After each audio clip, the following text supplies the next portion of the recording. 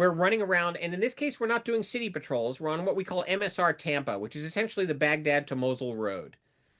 And the threat here is mostly command wire, okay? Because the what we said we were going to do is with the jammers, we said we're going to force the enemy to go back to the wire, and the enemy said, "Okay." And what the Iraqis would do is command wire for a command detonated bomb or mine is alternator wire. It's that thin red sheen copper stuff, which you don't think is insulated. It's insulated, obviously, because when you look at your alternator, it's a coil. If those wires weren't insulated, they would short out across them. So there's a level of insulation there. They would drive across the desert holding a reel on a stick outside the window, and they might lay out 2,000 meters of command wire as they drive across the desert. One end is at their launch point, one end is near the road, and they are going to leave it there and they're going to drive away. And at some point in the future, somebody shows up with a battery and the detonator at one end, and somebody else does a quick drive by it and places a mine, and they could do this in 90 seconds. Okay, on the road, hooks it up to the command wire and drives off. So they pre-laid command wire all the time. Right. And that's what was killing guys in the north at the time I was going up there was command wire. And so we needed to find a way to work with command wire. Is Um, there just from a okay, so from a practical point of view, then you talked earlier about the whoever it was, the Apache guys or the fast jet guys or whoever it was saying there's a heat source on the road ahead of you. If you know they can lay up to 2 kilometers of wire, um, do you not have Predator overhead on the MSR? You know, with a view that allows them to take in 2 kilometers either side. Is it as simple as that, or is there more to it than that? So you're just looking for a no, heat source either side. this wire is like fishing line.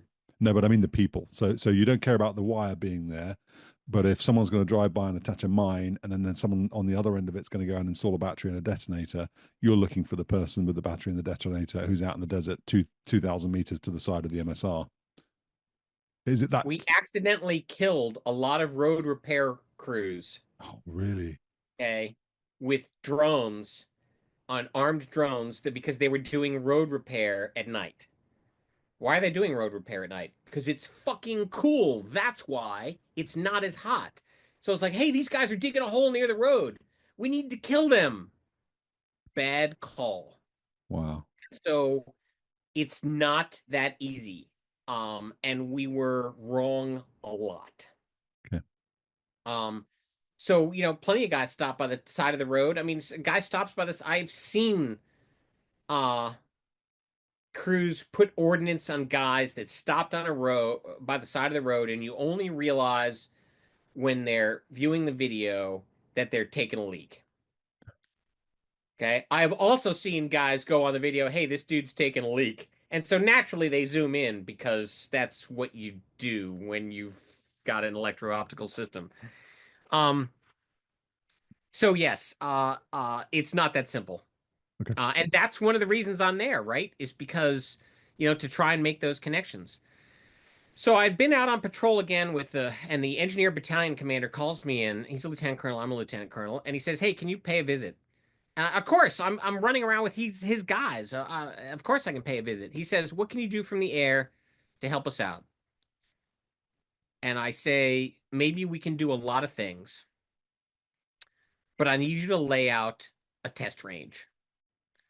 And he says, "Okay." So at the time, I had been out and I had reeled in command wire, and so I'm going to go to my command wire slides before I tell the rest of this story. Um, but I will say one thing about the engineers, is I jokingly asked them, they're showing me their facilities. I said, "Hey guys, where's your hot tub?" And it's like, "Sir, it burned down." And I thought he was kidding, and then he followed up with, "Yeah, and it's a good thing it burned down because the bribes we were having to pay to keep that thing in water, they were outrageous." So yes, and another reason I love engineers, they had built a hot tub. They're in the middle of the freaking desert. They have the means, and they built it. They did not meet Iraqi fire codes or anybody else's fire codes, obviously, but it was a good try. So the engineers had the balls of yarn that, in theory, cats love. Hmm. Okay, so when I was up there, they had a ball of yarn that was at least 2 feet across that was all captured command wire. So let me show a Wow. couple slides. Wow. All right, so what's wrong with this picture? And it's kind of hard to tell, even though I know what we're looking at. So this is the barbed wire that has been placed over a culvert, which is kind of this trench, as viewed through the bar armor in the window of a buffalo. So there's a bunch of water bottles and there's a bunch of uh, barbed wire, and right here, there's a glint. So I'll zoom in. Oh That's your yeah. glint. That is command wire. Two strands laid into a culvert in preparation for an emplacement of a bomb underneath the road. The reason this shows up on this camera is because the sun angle is low and we could catch the glint. So the primary detector of these was often the eyeballs, and that's why we like to patrol early in the morning or near sunset, as the sun angles got lower, because it enabled you to see the glint off the command wire. Down south in Basra, the way the Royal Engineers were handling it is the engineers were walking along the sides of the road with a grappling hook and a couple of meters of webbing, and they tied it to their belt. And if they didn't notice the command wire when they walked over it, the grappling hook would often catch it, and a little tug on the back of your belt told you you'd found command wire. Wow. That's UK combat engineers at work. Wow.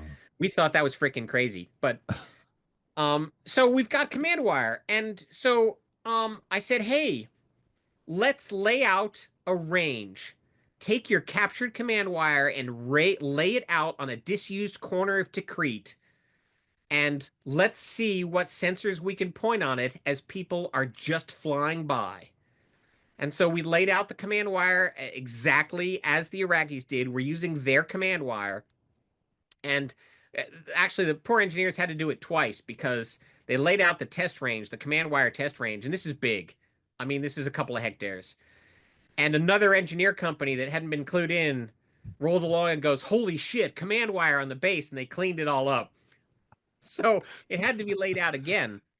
And then I coordinated with a bunch of guys down at the Air Force House in Baghdad, and we put a bunch of taskings in. So anybody with a sensor that flew by or could point their sensor and had collection that wasn't being directed elsewhere, I said, throw your sensors at the command wire test range and see what you can see. And you know what? You could see command wire on a variety of sensors.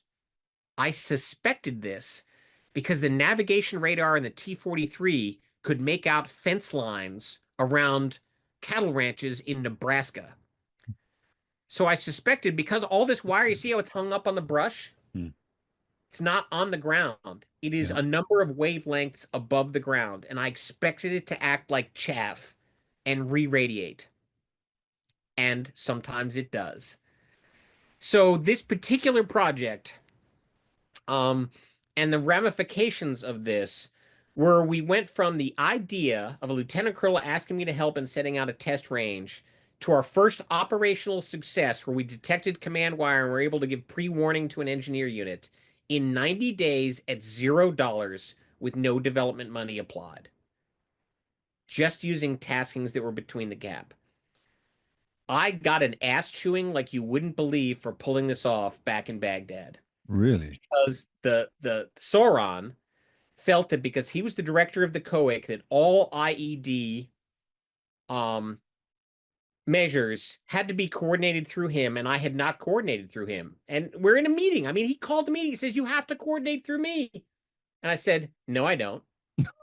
And it's like, you weren't allowed to do this.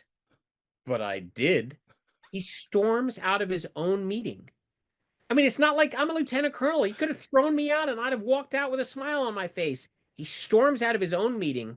He goes to another Army 06 and demands that I be removed from theater within 24 hours.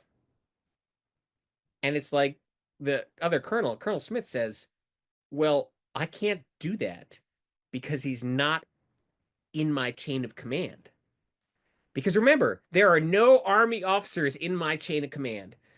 And besides that, I mean, thrown out of Iraq, on 24-hour notice, throw me in that there briar patch. What a story that would have made. Needless to say, I did not get thrown out of Iraq, but that particular Sauron stopped talking to me, which suited me just fine because I didn't need anything from him at this stage. I had developed my own network of contacts, and the Bro network was throwing sensors along critical routes now to look for command wire. Freaking major win.